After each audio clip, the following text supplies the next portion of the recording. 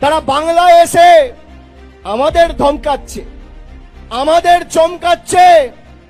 আরে ভুলে গেছো মমতা বন্দ্যোপাধ্যায় রাতারাতি তৈরি হয়নি।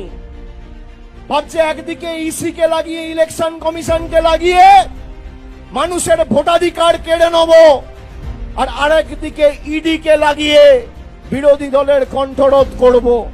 আরে তুমি ইডি লাগাও, তুমি সিবিআই লাগাও, তুমি কেন্দ্রীয় বাহিনী লাগাও, তুমি মিডিয়া লাগাও, তুমি বিচার ব্যবস্থা লাগাও, তুমি ইনকাম ট্যাক্স লাগাও, তুমি যত অর্থবল তোমার কাছে রয়েছে লাগাও।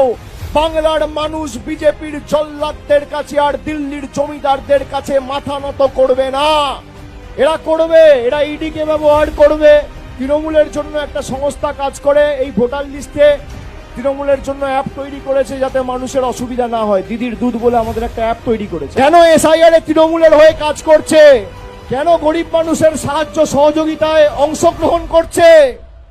কালকে ইডি পাঠিয়ে রেড করিয়েছে, আর সাধারণ মানুষের মৌলিক অধিকার ইসিকে পাঠিয়ে হরণ করছে।